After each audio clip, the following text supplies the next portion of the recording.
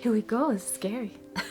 Hi friends, welcome back to my channel. For anyone new here, my name is Evie, nice to meet you, and for any returning subscribers, welcome back. Today's video is going to be kind of nice, chill, relax. We're doing a bit of convention planning. I am doing my very first expo convention season in 2024 and it's quickly approaching. I am excited for sure. Bit nervous maybe, but definitely excited. It's gonna be a nice and kind of cool thing to branch into, I think. And yeah, I'm just excited to meet other people, meet some of my followers, hopefully. That'll be so cool, so exciting. And also to meet other artists and people who do the same thing as me. So I think that'll be really cool. I'm originally from Norway, but I'm based in the UK and I live about 30 minutes by train outside of London. So since 2024 is going to be my first convention season, I decided to just book things that I will have. It'll be easy to come back, so essentially very close conventions. That is what I'm going for, because I want to be able to travel back home at night in case I need to kind of bring in more inventory and stuff. I think for anyone looking to do markets and conventions for the first time, that to me seems like a good idea. Then again, don't take me too seriously, because I really don't know what I'm doing. But you gotta start somehow, right? So I'm gonna try it out, I'm gonna see if I like it, and if I do enjoy the cons and expos and stuff next year, then I'm hoping to book a whole bunch of stuff around the UK, so that'll be fun, do a little tour in 2025. But I'm jumping ahead, 2024 hasn't even started yet. My first event that I've booked is MegaCon in London. That's in January. I think it's the second weekend of January, 13th to 14th, I think. And I will say, out of all the conventions that I applied to, MegaCon was by far the easiest and most convenient to book. They were so welcoming and friendly towards anyone, doing their first expo. It's been a really good experience working with them so far. So fingers crossed that the event will be good as well. And I'm also gonna do for every expo and convention I do next year, I am planning to do a studio vlog for a market prep one and a convention vlog when I'm actually there, and then hopefully also a breakdown at the end of it. I've seen a lot of people share market vlogs and market breakdowns and how much they make at handmade markets and things like that. I haven't seen too many people do that for conventions when you get into the nitty-gritty of numbers and things like that. So I would love to, at the end of each convention, just do a full breakdown vlog of exactly how much I made, all my expenses, all that stuff. And yeah, just share the journey and the process with you guys. Anyhow, before I can do that, I gotta get started, don't I? In this video, I'm planning out my convention stand. One of the things that I've picked up on is that a lot of people say that if you do conventions, you often have the same people traveling around, going to different conventions. And if they pop by your stand once and buy a bunch of stuff, and then, when they go to another convention and you're there, some people will return to grow their collection, but other people will be well, I did that last time and they look exactly the same. And so I did want to play with that a little bit. I think it would be really cool to change up my theme for every convention I go to. So I need to have a display where it has my branding, it has my colors and my logos. But in my case, because I do wildlife, then I have something to play with in terms of I can change out the type of natural habitat that I focus on for each convention. I think that could be quite cool. And I think anyone could do that as well. Say if you do Pokemon and fan art, then you could have one table at one event that was the element of water, whatever. And then for another convention, you can change it up and oh, this one is only grass types. I don't know, to me it just seems if you dare limit yourself to a smaller theme, then that can be quite impactful and effective. So I want to try and not overload my stand. I want to try and make it nice and curated. And yeah, I've written down some ideas. I'm not doing a ton of conventions next year because London doesn't seem to have too many of them. I think the UK is still quite small in terms of expos and conventions, at least in comparison to what I see in the US, where there seems to be so many conventions you can travel to. But then of course you have the expenses with that as well. But yes, I've booked some of the ones that I found. I'm doing MegaCon. I'm doing a couple of different anime ones. I applied for Comic-Con in October in London. I did not get in. That's MCM Comic Con. I am applying again in May. I don't think I will get in May. And the reason I say that is because they ask you to apply with like a photo of your setup. And I'm trying to get that together as quickly as I can, but I have a feeling that their applications are going to open soon and probably before I actually have my setup at hand. So I'm going to do like a 3D mock-up and I'm going to send that to them with like photos of my products as well to kind of showcase where I'm going to put what. But I don't know, I have a feeling it's not going to be like enough. I do think that if I got like a cute photo of my setup and things, then my chances would be higher. So I don't think I'll get into MCM in May, but I think I might get into it in the October one again for 2024. I think my chances are higher for that. Still applying though, because why not? You gotta keep fighting, right? So I've written down some notes because I always come up on camera and then I just totally forget what I'm supposed to be talking about. For my convention season, as I mentioned, I want to have like a different theme for each exhibition. I haven't signed up for that many. I think I'm signed up to 6 for 2024. That's about it. And I have my eyes on like 2 or 3 more maybe, but that's about it. And I think that's a good way to start, you know, small and slow. So I've got approximately one every other month. Although I am tempted to sign up for like everything across the country, but we'll see how it goes. So for the themes, I've written down 4 that I think would work well like with my brand. You guys let me know if you think that there would be one in particular that you'd like to see, if you're going to any specific events in London this year, or if you just want to see the video of it. Let me know please, because I'd love to hear it. So for the themes, one is the deep sea. I love the deep sea. It's one of my favorite like themes to do, and yeah, I just really enjoy it. The second theme is a freshwater lily pond, or just like a freshwater river, I suppose. I have a lot of freshwater wildlife because some of the like the top species that I feature in my brand, axolotls, frogs and toads, and I've done a lot of otters as well. And so I have like quite a bit for those areas. So that would definitely be cool. Third one is a coral reef. I have loads of stuff that will go into that theme as well. Particularly from like my first few years of running a small business, I have a lot of coral reef stuff. And I also have a Mermaids of the Earth side brand that I kind of stopped it after 2020. But in 2024, I'd really love to bring back Mermaids of the Earth and kind of grow onto that collection. I'll show you guys real quick. I am sorry about the horrible audio out there. Okay. Go. This is not plastic, by the way. It's all plant-based, all compostable, home compostable. This is probably the best seller. It is an oceanic manta ray mermaid. And she's got a little sidekick. It's a cow nose ray. I just made these sets like not too long ago. I'm about to list them in the shop, but I'd love to bring them to Comic-Con. Okay, what I have like in a plan in the back of my head is that if I do get into MCM London, then I would love to use the coral reef theme there, because I think the mermaid collection would be such a cool thing to bring, and I think that would be like the #1 like best fit for them, that event. That's what I'm thinking. This is the narwhal or narwhal, and I have 3 different color versions of these. And then this is, can we focus? Thank you. This is the axolotl one. I have 3 different color versions of these as well, but most of which have sold out. I still have a few left of the white one. And the only reason for that is that my manufacturer had to remake them because they were like horribly faulty when they arrived, and then the remakes came and they were still horribly faulty. So that's... I never ask for remakes, by the way, usually. I can't say never because I did do it a few times, but it takes a lot for me to ask for remakes. But like the ones that they sent me, the enamel had like literally had holes in it.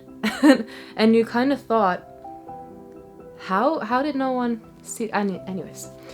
I'm not gonna go on to a rant about this. It's years ago, I need to get over it. But yeah, that was the 3rd theme. That's coral reef, and as I said, I'd love to bring that to MCM London if I get in. But I still have other events that I can bring it to if not. So that was deep sea, freshwater, and a coral reef. And then the fourth one is a jungle. I don't do as many land creatures as I do aquatic animals, but I do have quite a few animals that would go into the jungle theme, so I think that would work really nicely. I don't know exactly which one I would bring that to. There's a temptation to maybe do it at Hyper Japan, because I don't think a lot of people do that there from what I've seen, and so I think it would help me stand out a little bit. I feel like the deep sea one, because it's January, I think glow in the dark is kind of like a big deal, and I have a lot of glow in the dark deep sea creatures and things. So on the one hand, I feel like deep sea would be a really good one to bring in January, but then I don't know, like my freshwater stuff is doing so well right now as well, and I'm not sure if I would have enough like bigger items for the deep sea theme, so it might take me a bit longer to build up that inventory. So right now it's the last day of November, and my first con, MegaCon, is in the second week of January. So really, I only have 4.5 weeks to product prep, and then the rest is gonna go out and like admin stuff. So although there's technically between 6 and 7 weeks, you know, Christmas in between there as well and things, I'm not gonna have as much time as I think I do. Oh, I don't know though, guys. I mean, I'm very tempted to do a deep sea theme. But the other thing is though, that my branding now, like it used to be pink and purple because I was really into my pinks and purples, but throughout this year I started realizing that the pink and purple worked really nice back when I was doing like only my more, because I used to be a game developer, and so I would make like kawaii inspired video games and things. But now when I'm doing wildlife, I just feel like the green really lends itself to it, and it makes my products look better, it makes me feel good. And yes, I've gone with like a natural green and washed light birch wood look. And I'm a little bit worried that I won't be able to get the deep sea theme working with that green branding. And I do want to get my branding across on all of it. So I think because of that, I'm probably going to go with freshwater for MegaCon in January. And that gives me more time to kind of work out the kinks of the deep sea one. What do you guys think? Am I making the wrong choice? The right choice? Am I making a choice at all? I'm not always the best at making choices. I feel fairly confident I'm going to do the freshwater theme for January.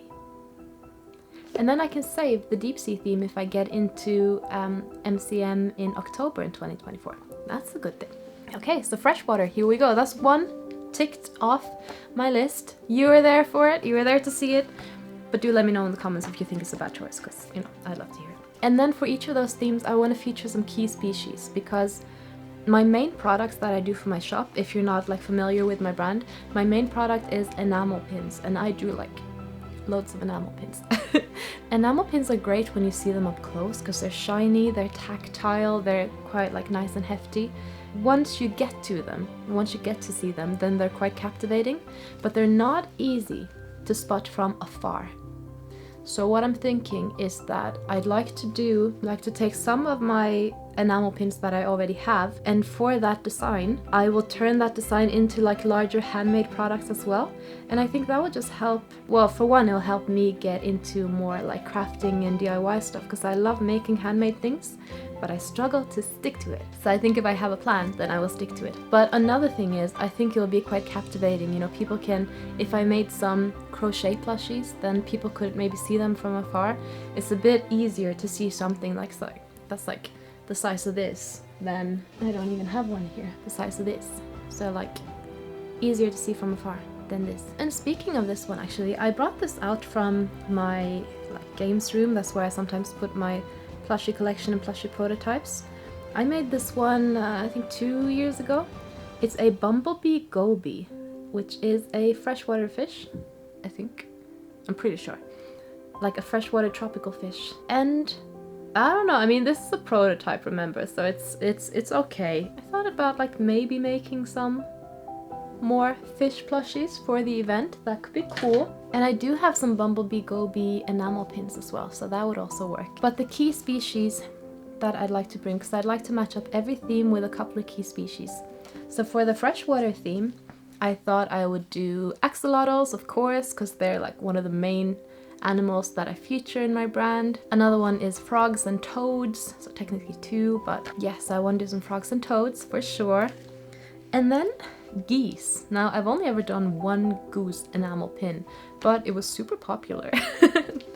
and I don't know, it brings me so much joy. I think that's why it did so well, because I think a lot of people liked the kind of happy vibes from it. Let me show you guys the sticker sheet. I'll put a close-up of the enamel pin on screen as well, but it's so tiny the camera wouldn't focus on it. But here is the goose sticker sheet, and this is the one that I turned into an enamel pin. I was actually gonna do this one, but I let my patrons vote on it, and they voted for that one, so that became the pin.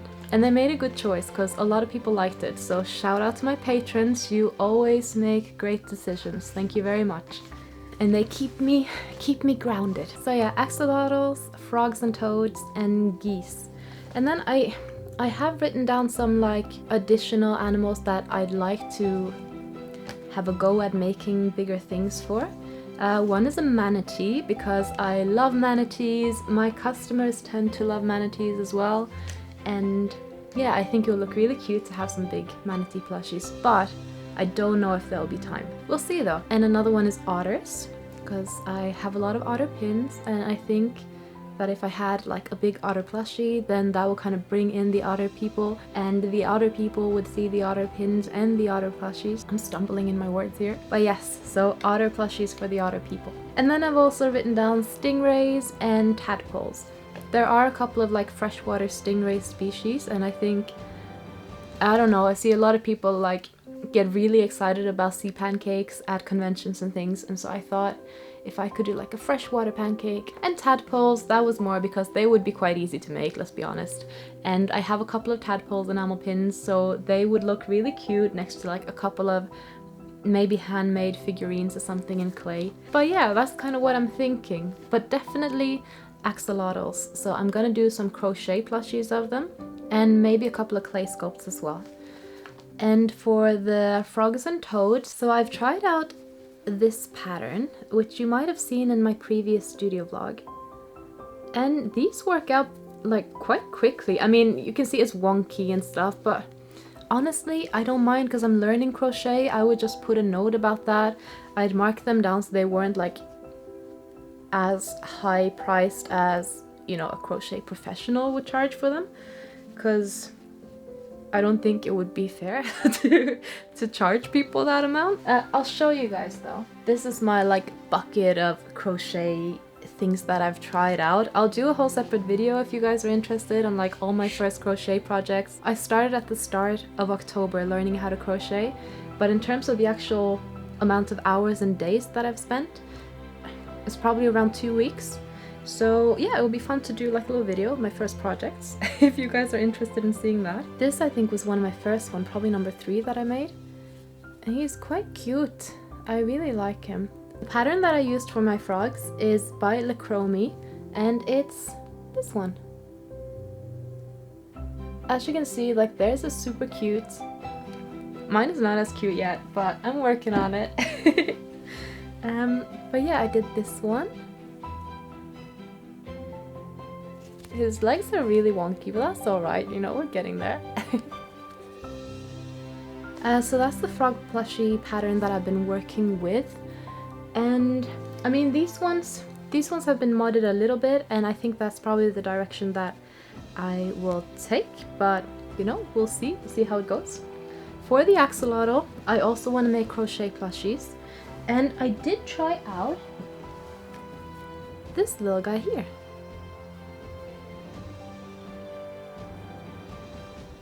He's still got his umbilical cord. I haven't tied him off. But yeah, that'd be quite cute. And that is the pattern that, honestly, if you're a crochet artist at all, you probably already know it before I have to tell you. Just making sure I don't share that. It's this one by Way Crochet.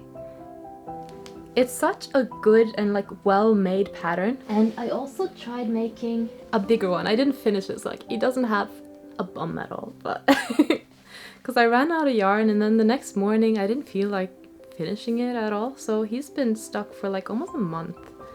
poor thing. But I mean, keep in mind, like, I'm a complete beginner in crochet, and even I could follow this pattern. And yes, like, mine is quite wonky, and I definitely miscounted some of my rows and things. But that's still kind of cute, isn't it? He's a bit hunchback, that's alright. But yeah, I mean, honestly, like, it's such a good and beginner-friendly pattern. It really was one of the first things that I made when I started crochet. I probably made like 6 or 7 things before that. And yeah, I highly recommend it. If you want to learn how to crochet, go with the frog first and make it in acrylic yarn, because like, it's good. But yeah, with the axolotl plushies, like, I love the ones that I just showed you. I love the pattern. I loved making the pattern, but it's not mine, and that bugs me. I know it's a bit like petty maybe, but I really want to make my own axolotl crochet plushie pattern and have something that like I will know is uniquely mine. And I think that also takes away the fear a little bit of what if you show up and there's another crochet artist right next to you, you follow the same pattern and you have completely different prices. Like, what if I'm a beginner, they're like super experienced, and my prices are still higher than theirs, and then you don't want to go and just copy it. I'm overthinking this way too much, aren't I? But no, I don't know.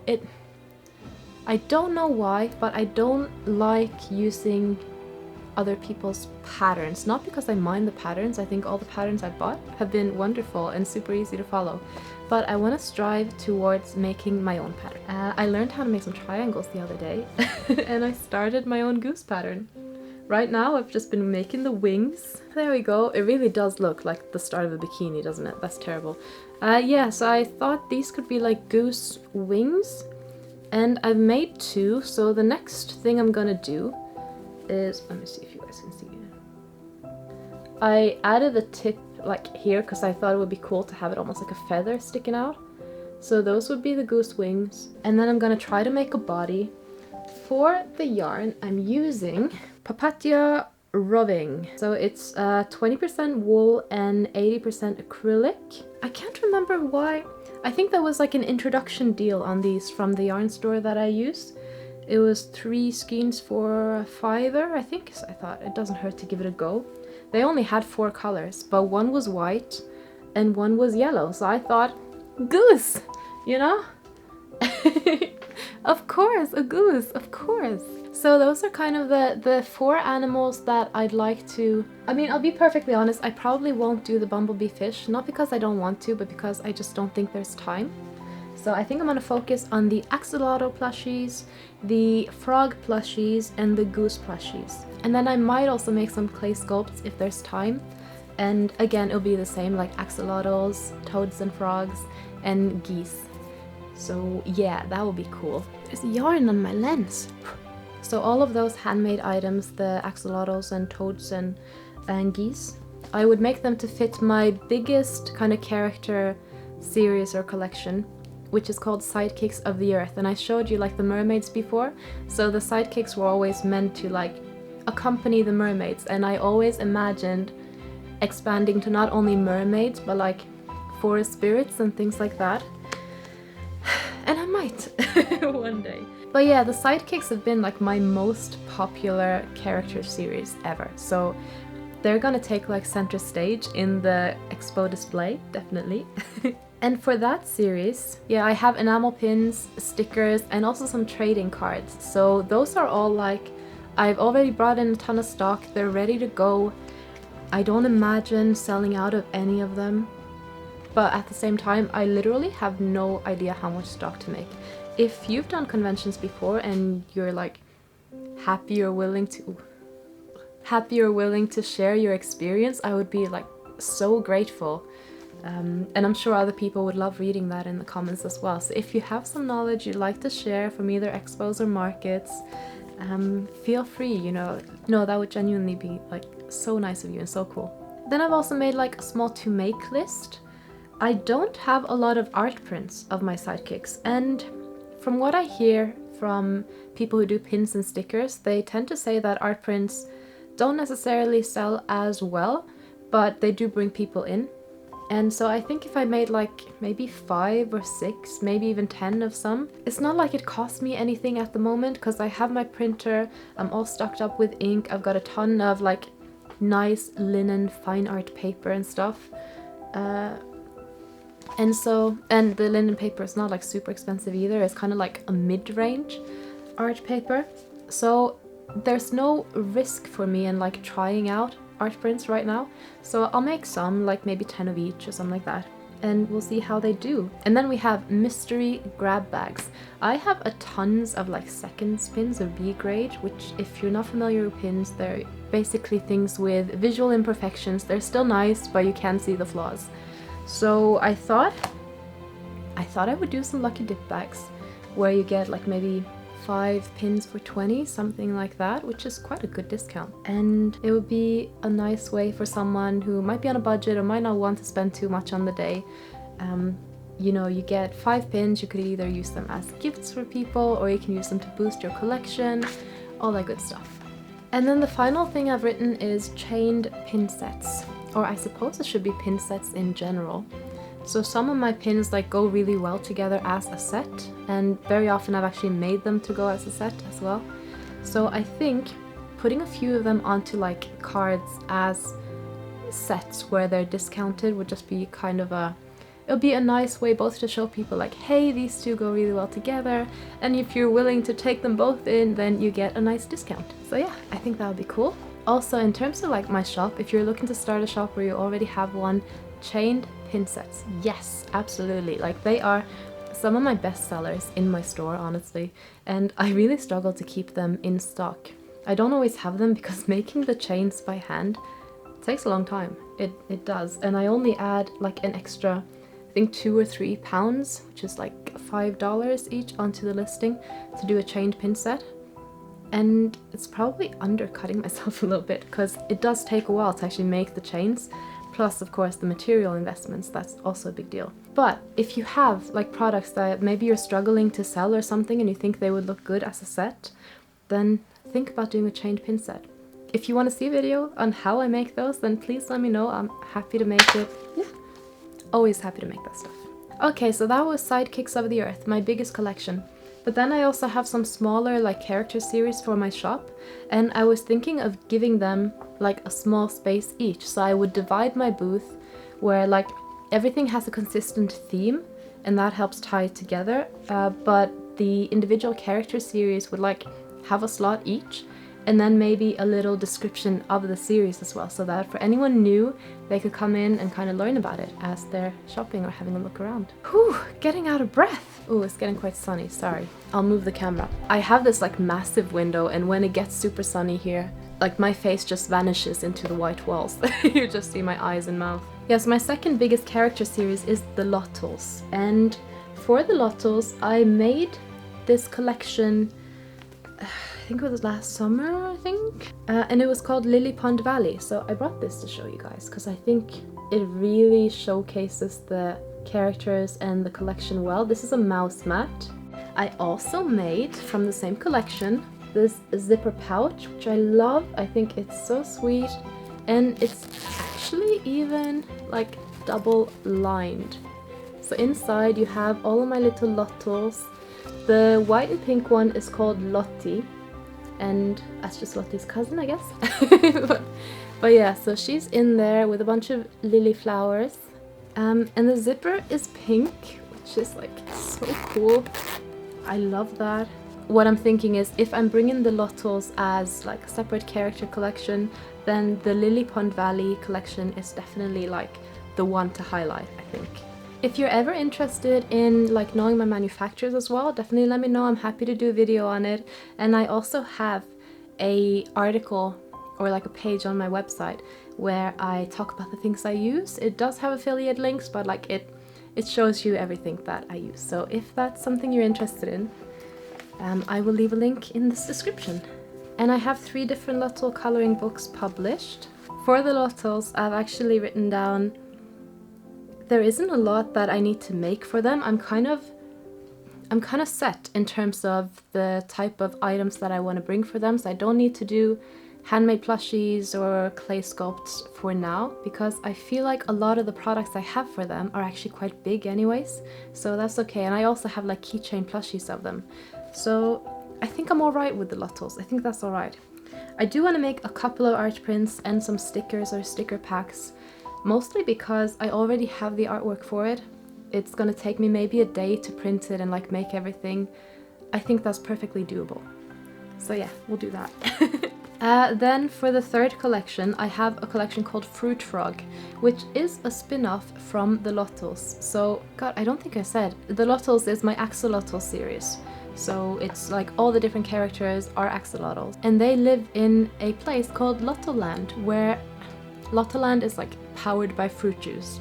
And so all the wildlife is like fruit infused because they eat so much fruit. And because of that, all the wildlife have little like fruit leaves or petals at the top of their head. And that's where the spin-off Fruit Frog came in. So Fruit Frog is frogs inspired by fruit. Ta-da! So for them, I've written things that I already have that I can bring are enamel pins. I have some dangle earrings, and I think that would be quite cool to kind of bring those. And I have one sticker sheet of them, so I might, but like I have a lot of that sticker sheet. It is a nice one. They're like typical planner paper stickers as well. So I think they would do all right. I just happened to order in like way too much. Oh, and you know what? I forgot before them. I actually have pin display banners as well. So that could be cool. Let me show you guys. This is one of them. That's the mint fruit frog. It's got my logo down here. It was a bit disappointing, I think, how thin they turned out, but they are still, like, they are double layered, and they're quite strong, so that's good. So yeah, quite happy with that. And for the banners, I have 4 different color variants, so that's kind of cool. So I'll probably bring those. I'm happy you reminded me that I have those. Thank you very much. And then I have these pin sets, and what I might do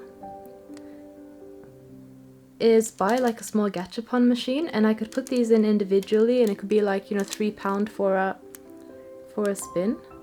So yeah, this is the lime set, and I've got 6 different like fruit type of things for that. And then I also have earrings, and I think it will be nice to kind of bring earrings along for this. So sorry, my nails are completely gross. They're all falling off at the moment. Yeah, so this is the mint fruit frog dangle earrings. These are the guava ones. And these are the lime ones. Sorry, I didn't have them like without the packaging.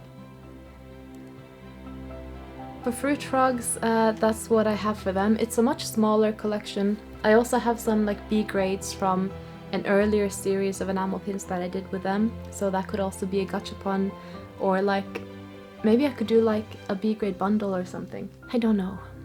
We'll see. But it's not my best-selling collection by any means. So I don't think I would keep like a massive display for them, but I think it would be cute to give them like their own little section.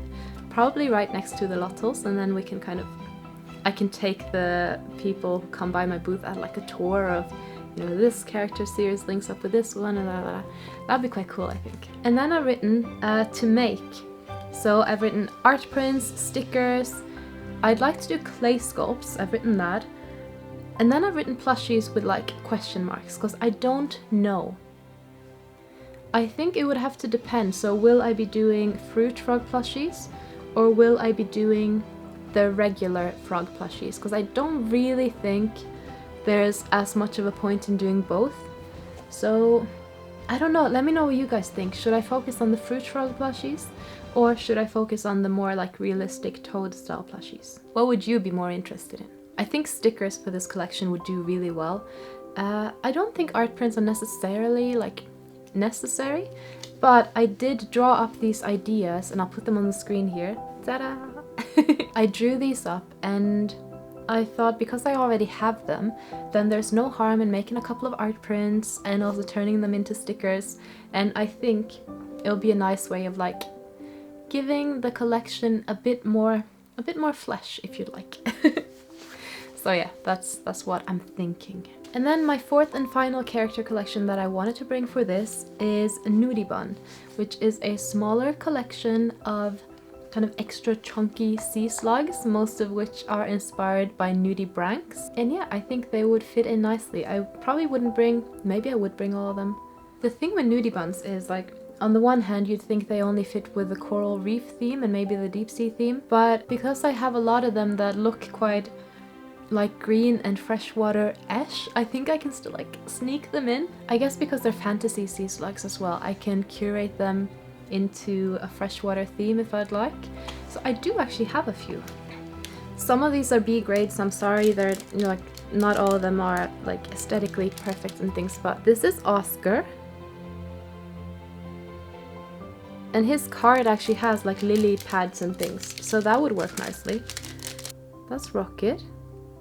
This is Leaf. Sorry, my hands are so shaky. I've had way too much coffee today. As if that's possible. And this is Lily. I have quite a bit of like Nudie Bun pins that would look quite nice there, so I think I probably would bring them.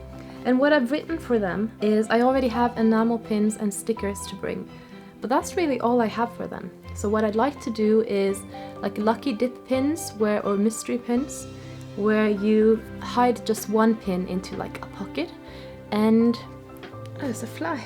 Sorry. He's okay. For every lucky dip you get one pin, and the packaging like has all the variants that you could possibly get. So I think I might do that for them because I have quite a few of them at this point. Alternatively, I could do a gachapon for them as well, like a capsule machine. I think that could be quite cool. I don't think you're allowed to call it gachapon, are you? That's trademarked, but you can call it a gacha or a gacha toy machine. Because gacha is the mechanic, but gachapon is the trademarked one? I don't know. Maybe I'll just call them mystery pins and that's it.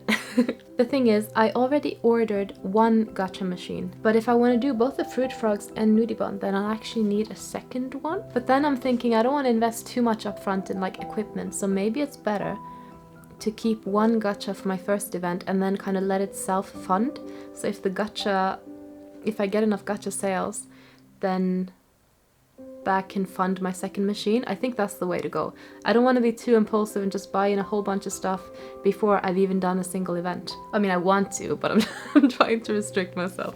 And that, I mean, in terms of products, that is kind of what I've written down. At the end of this video today, I wanted to have like a list of handmade items and, well, a list of products basically that I can kind of start prepping, because we're only 6 weeks away and those 6 weeks are going to go like swoosh. So yeah, gotta get started. Maybe it's 7 weeks, but let's say 6 weeks to be good. So in terms of crochet, I wanted to make goose plushies, axolotl plushies, and I need to choose if I'm gonna do fruit frog or frogs and toads. I can only do one of them. And then I'll tell you guys a secret, but it's probably not gonna happen. But I do want to do it, so if it does become possible, then I will do it. I have these other 2 freshwater species that I would really love to feature. Okay, actually 3. Oh, so it's definitely not gonna happen. But if by any chance of the imagination I have time, I would like to make 3 other types of crochet plushies. And that is a river otter, a platypus, and a manatee. And I have very specific enamel pin designs that I want to base the crochet patterns on as well. I don't think there's any stretch of the imagination that I'd be able to do that, but maybe, because if I do these ones instead of the fruit frogs, as I said, this is already a pattern by Lacromi, so I don't have to make this pattern myself, because, you know, I think this pattern is kind of perfect. I think they did an amazing job with it. I suppose because I haven't done a lot of frog designs in the past, it doesn't bug me that this isn't my own design.